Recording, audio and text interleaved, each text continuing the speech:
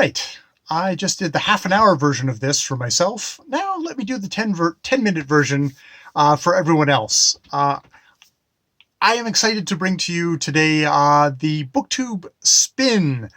This was something that Rick McDonald is behind.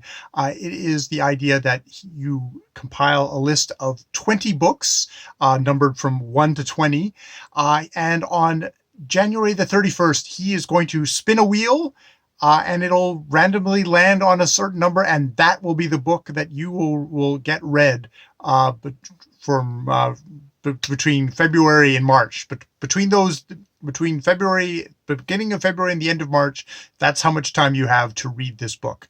I like this idea because it's kind of this thing to encourage you to pick off books off your shelf that you've just never gotten to, or books that intimidate you, or just for whatever reason you need a kick in the pants to get to this book. And it gives it this kind of this fun element of randomness. We all get to kind of share, oh God, what book did I end up with? But also just sort of the excitement of like, oh, hey, maybe I get to read something a little out of my comfort zone. There's some of these books here that aren't that scary, but there's other ones here that are plenty scary. I am going to, in this abbreviated version of this video, to just hold up the books and try and kind of not go on about them, because if I do, we'll be here for half an hour. So yes, let's start off. He encourages you split it into kind of like groups of 4 little categories. These aren't groups of 4, but they're the little categories that occurred to me, and I'm counting them down. So number 20, we have Elsa Morantti's Arturo's Island, Italian novelist, published in 1957. Number 2, a book that I picked out because of its title. I bought because of its title, The Heart is a Lonely Hunter. Number 19? Yes, see, messed up already. Number 17, Inferno, a poet's novel by the poet Aline Miles. For number 17, we have what might be the good Norman Mailer. I've bailed on a lot of other Norman Mailer, but this one's supposed to be good. Is the Armies of the Night, Vietnam protests in 1967.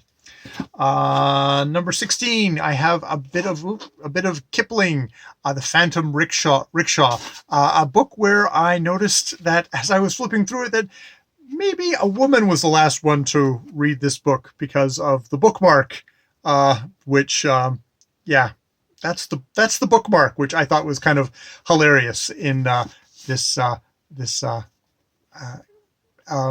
poet and a novelist of the English Empire there. I thought that was hilarious.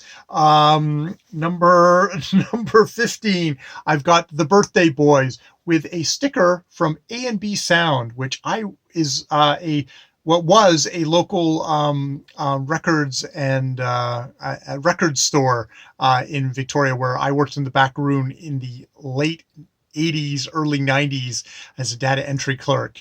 And have I had this book this long? Perhaps. I haven't perished though, like Scott in the Antarctica, which is what happens in that one. Then I go into my big books, which are The Wind-Up Bird Chronicles by Haruki Murakami. I've been kind of very slowly reading his books in novels in chronological order of publishing date. I probably about 5 or 6 years ago, I stopped doing that, but I still have all of the books, and I enjoyed them, but it's been a long time, especially as a reader. I feel like maybe I've had some shifts there, so it'll be interesting to go back to Haruki Murakami. See, I'm starting to talk again. Okay, this one I will talk about because at number 13, lucky number 13, I've got Don Quixote by Cervantes. It's a bastard of a book. It's like, I think the Edith Grossman translation, it's 980 pages. One of these classics of world literature. One of these books that I hear a lot of people try and fail. I figure if I'm going to read it, let's kind of, I'm going to have to build up some steam. I'm probably going to have to get an intervention from Alba at Cerealia, who really loves this book and talked about how much fun it was, how funny it was. So I might need your help, Alba. I might need your help. Oh gosh. Um, Number 12 and number 11, we've got our Canadian content. Rick is a Canadian. I am a Canadian. So you got to have some Canadian content on your list. It's for CRTC reasons. We can't really argue one way or the other. So what I have is number 12 is Complicated Kindness by Miriam Toews. And at number 11, I've got A Fine Balance by Rohinton Mistry. Yes, I'm not going to go into it. I'm not going to go into it right now.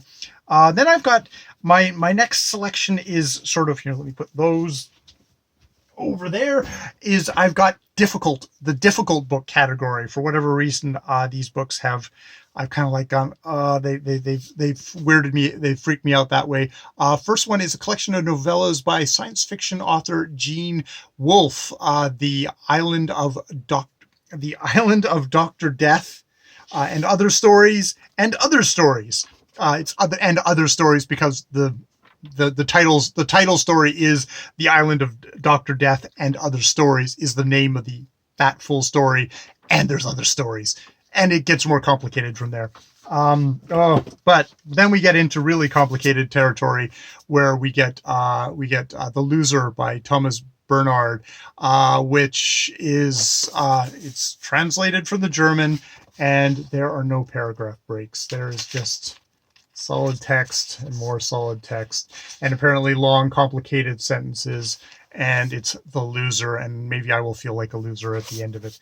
And the next is The Rotters Club by Jonathan Coe. Where are we at? What number are we on? We're number 8, The Rotters Club by Jonathan Coe. English author. Really enjoyed his work in the past. Hopefully I'll enjoy it in the future. But I stopped reading him, so this is me picking him up again. Next is Arnon Grunberg. Tirza, Dutch author.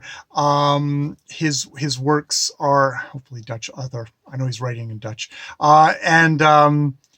He's one of these guys who is sort of. I get the sense that he's sort of the the filmmaker who's.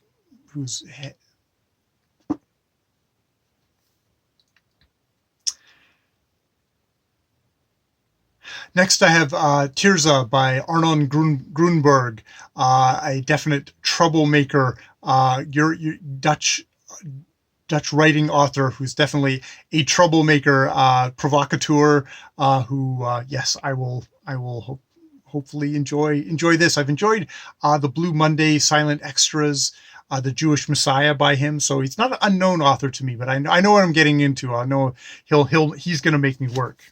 Okay, and the final category, the final 6 novels I have here, they're all novels. They're all novels for me.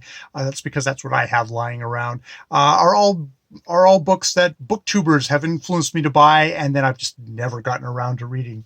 Number 1 on that from Sean the Book Maniac. He loved this book. He talked this up in whatever year he was reading. It was like one of his favorite books.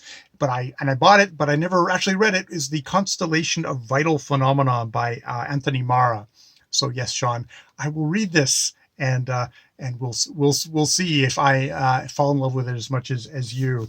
Or I will read it in these months if it comes up. I also will someday read it. See, that's the thing. The next 2 are both from I think Jason.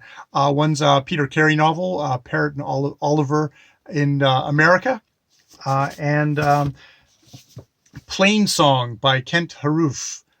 Yes, so those are my 2 from Jason at Old Blues Chapter and Verse, ones that he influenced me to pick up, and yet I never actually read.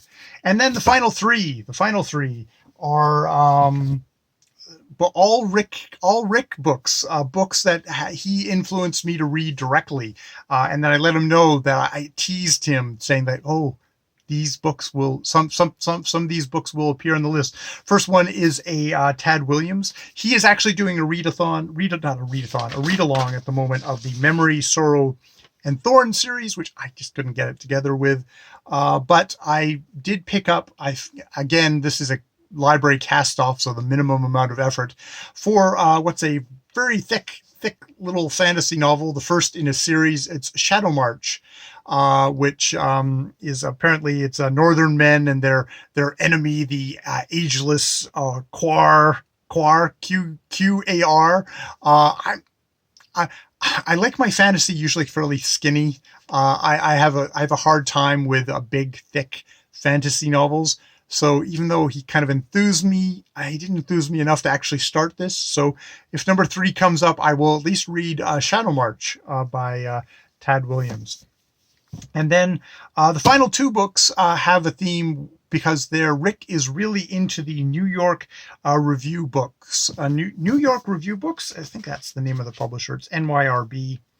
Yes, New York review books imprint, and they come out with these kind of beautiful books that Rick often seems to pick up and show off on his channel, and has a couple that he really loves there. One of the ones that I found while I was in a secondhand bookstore, it was like, oh, there's a couple of them here. And one of them was The Long Ships by Franz G. Benson, which seems to be kind of a historical novel in kind of following kind of a Viking Red Orm. It's got an introduction by Michael Chabon, who is definitely kind of a genre ambassador for more genre-y fiction. So who knows, maybe it'll have a little bit more of a genre feel. Or it could be like Sigrid Undset's Kristen Lavensdatter, which, hey, I really enjoyed that too. So that's a Jason book, which I actually did read unprompted. So yeah, that's number 2. And for number 1 is a book that that Rick has really talked up on his channel, and I'll leave a link to his review of it down below, because I think that's what kind of first convinced me to pick up a couple of these New York review book things, which is Stoner by John Williams, which I think at the end here, it's like this is a kind of a middle-aged scholar who, driven ever deeper within himself, Stoner rediscovers the stoic silence of his forebears and confronts an essential solitude. So sounds like a good book for melancholic soul, which I am always up for. So yeah, that is my still over 10 minutes, damn it. But we're gonna just let it lie there. That is my 20 books for the Bktb Spin, which, yes, Rick will be spinning that wheel on the January the 31st. And then we'll know what book we're going to be reading for February and March. Will it be Don Quixote? Will it be The Loser? We shall see. I am gonna add my own rules to this, which is I will, in the spirit of some of the influencers on this, especially Sean the Book Maniac, I reserve the right to bail on a book that isn't working for me. I'm not going to torture myself through 2 months if I don't like it.